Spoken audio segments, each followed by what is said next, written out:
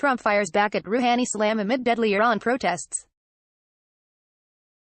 President Trump fired back Sunday at Iranian President Hassan Rouhani, who'd broken his silence on rare, widespread and deadly protests breaking out inside the Islamic Republic. Iran, the #1 state of sponsored terror with numerous violations of human rights occurring on an hourly basis,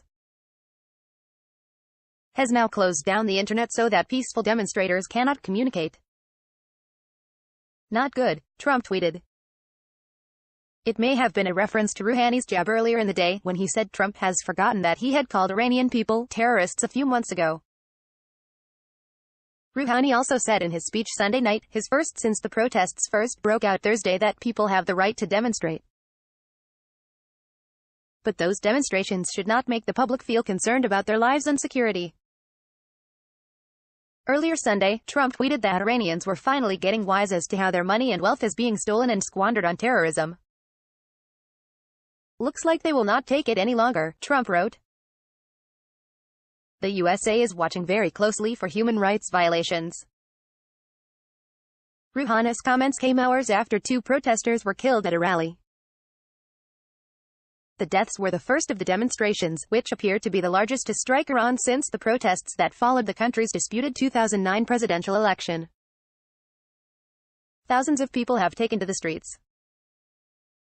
On Saturday evening, there was an illegal protest in Dorad and a number of people took to the streets responding to calls from hostile groups, leading to clashes, said Habibullah Kohastapur, the deputy governor of the Western Lorestan province, according to Sky News. Unfortunately, in these clashes 2 citizens from Dorad were killed. Kohastapur told state television that no shots were fired by the police and security forces, and foreign agents and enemies of the revolutions were to blame. A Revolutionary Guard Telegram channel blamed the deaths on people armed with hunting and military weapons who entered the protests and started shooting randomly toward the crowd in the governor's building, according to Sky News, adding that 6 people also were wounded. Videos circulating on social media late Saturday appeared to show fallen protesters and Dorad as gunshots sounded in the background, although the footage could not be independently confirmed. The killings came as Interior Minister Abdulrahman Rahmani Fazli warned Iranians about participating in the protests.